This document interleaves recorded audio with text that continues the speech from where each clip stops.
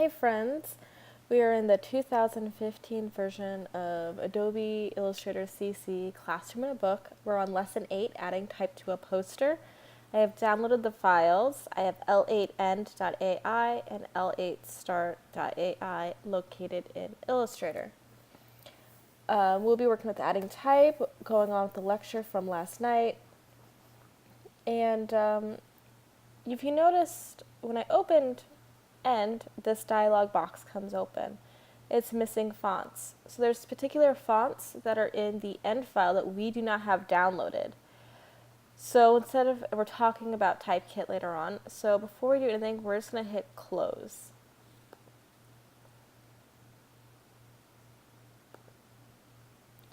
And if you noticed, everything that's kind of located in pink means those are different fonts that we did not have. And we need to make the pink kind of highlight says those are different fonts. They've tried the best to match them, but those aren't the original fonts. So we'll talk about that later. We're opening up Getting Started and L8 Start. We're on page 218, and we're going to rename this to buzzsoda.ai.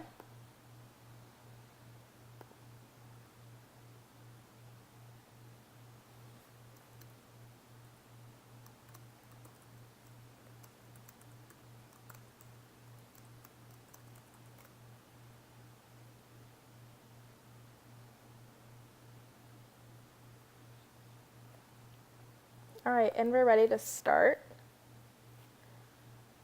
Click OK. I'm going to reset my essentials.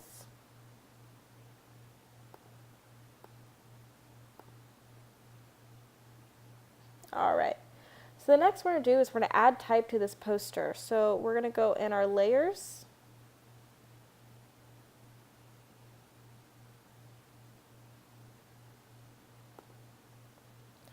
And we want to make sure we're on the text layer, because we won't be able to do anything on a locked layer.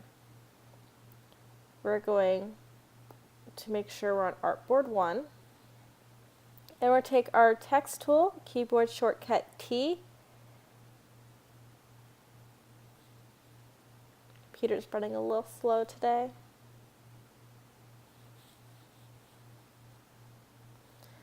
Do a Command plus to zoom in, and I'm just going to click once, and we're going to do point type. Point type is when you just click and you start adding text.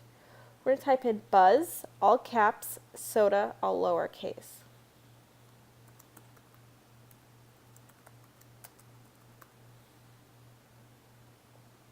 And we're going to take the selection tool and kind of zoom in.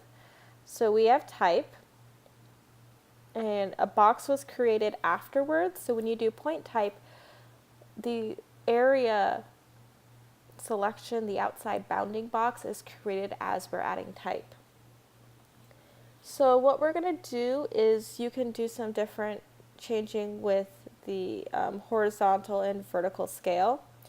So if I take my cursor there, not on the lollipop looking thing, but on the bounding box, I can click and drag it out.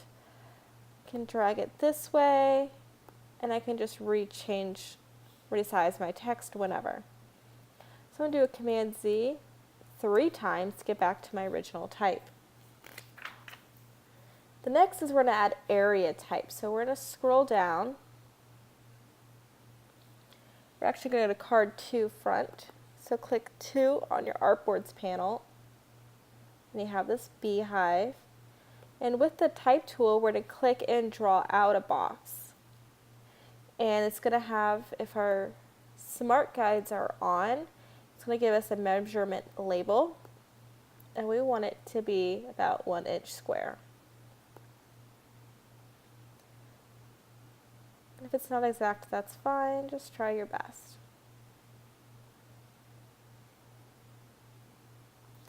And you're going to type Buzz Soda Company. All the words are going to be, the first letter of each word will be capitalized. And you've noticed since we created these boundaries, these outlines, the text has to wrap around underneath because there wasn't enough room for company to fit within this spot. So we just kind of nested it underneath. So let's pull up our selection tool, and we've noticed we've got a few measurements here. We've got these bounding box, in and out port, annotator, and this resize thing. So you can resize the bounding box over here so everything fits in one. You can bring it back over here. And the next we're going to do is work with auto sizing.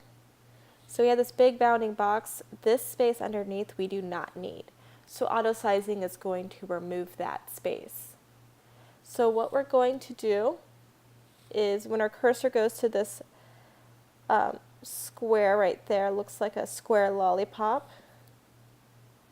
It's called a widget, which sounds silly enough.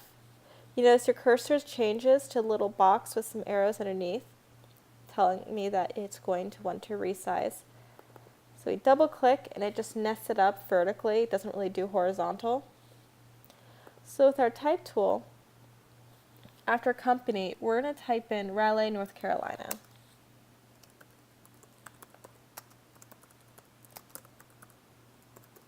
And it's growing because we kind of worked with auto sizing, which is cool.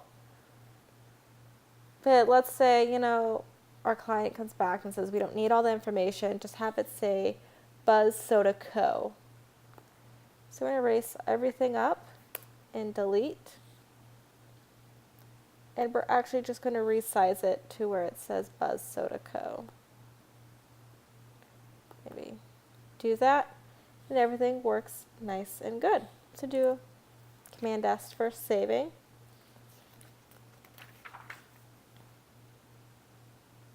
So now we want to make this from area type to point type, because we want to kind of scale it up without working with different fonts. We have a different area that we want to fit our type in, so we work with the scaling portion of it. So this lollipop thing right here, it's called an annotator. Once it's filled, it looks like area, it tells me it's area type. If we go back over here, the annotator here is empty, which means it's point type. So make sure we're on card 2 front. If you click once here, it'll say double click to convert to point type, so we have to double click. And now it's point type, and I know that because the annotator is open. So now we're going to click and drag while holding Shift as our modifier key. And we want this to be a width of 2.5 inches. We want it to fill a space.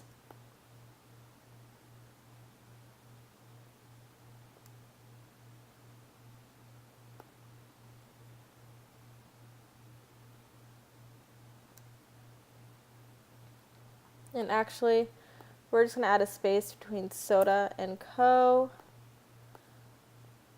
because we want to match it with the text. We still want it to be a width of 2.5.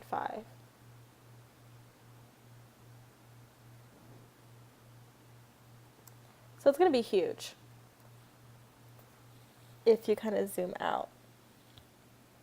And when you hold down Shift, because you didn't want anything to be distorted. So we're going to go to Artboard 1, and we're going to import a plain text file. So you can import doc, docx, RTF, plain text, Unicode, all sorts of different coding within coding within your document. Now this is great, because let's say I'm working on making my resume look super cool. So instead of like copying and pasting my resume back into this document, my text is already placed together and I can just import it. So I don't have to worry about that. Saves you a lot of time. This is really effective when you're doing InDesign. You have lots of documents with a whole bunch of different text. It just saves so much time. So when you downloaded your files, there was a L8 text file. So, excuse me, you're going to go to File, Place, and this is just like when we did Image Trace. So we've already done this before. File, Place, and a document will open up. And it'll have you kind of search through the Finder if you're in Mac. So you want L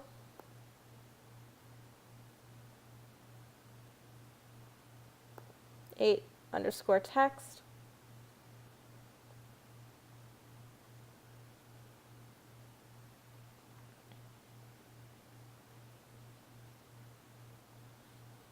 Hopefully your computer's running a lot faster than mine. And you should hit show import options before you hit place. But it's going to open up. It wants to import, and there's some different options. You want the platform to match whatever you're using. Don't worry about character set. If you have extra spacing between paragraphs, if you want every 3 or more spaces to be placed with a tab, this is helpful if you're working with a text file. So that's what we want. We want to match this. Change if you're on a PC, it should say PC. Click OK. And you notice your cursor is loaded up with text. It wants to go somewhere. So with our guides that are in teal or aqua, you're going to pull your cursor to the corner and where it says anchor in magenta. And you're going to click and drag to the width of this box. So we're dragging the box for where this type is going. And we've matched. Now you notice we couldn't go all the way, we could only go to the width, and that's fine, because you can resize this bounding box whenever you want. So we're going to actually kind of zoom in, and we're going to resize this bounding box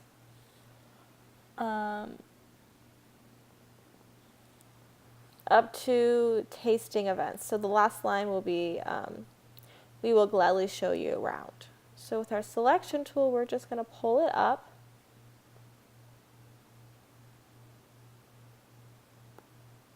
That's all we want visible.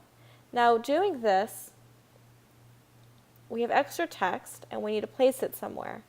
I know this because A, I just resized it, but B, our output right here is a red plus. It says, hey, there's overset text. Either you need to rearrange this area type or you need to place it somewhere. So we need to place it somewhere. And this is great when you have large bodies of text. You can have different columns. Instead of having the whole thing in text and one big screen on a poster, we're going left to right, you're going to read. That would make more sense if you could actually see me. We're going to work in columns. The columns are great for design. It breaks up text. It doesn't look like it's so much text. You always hear, too long, didn't read. This kind of makes it will appear that it's not a super long article, that there's just information. It breaks it up. It adds some visual interest and composition. So what we're going to do is thread this text to a different text area. So with our cursor, we're going to click just once on this red plus, and I know that my text is loaded up because my cursor changed. And what we're going to do is we're going to fill this box here, this little box. So in the corner where it says anchor, pulls over.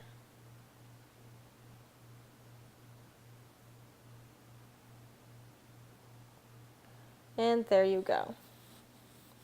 Now I've noticed if your view show text threads is on, you'll notice that this output is connected to this import, and that's where it is selected. What I'm going to do is actually resize this up to this box here. And notice, oh no, I have another output.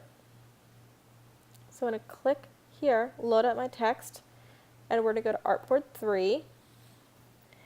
And we're going to click and drag in this bounding box here. Again, if you have a little, that's fine, but you notice that we're threading text along artboards, which is super cool. So that's the end of this video. Our next part of the video is Typekit and formatting, getting new fonts in with Typekit. So I'll see you then.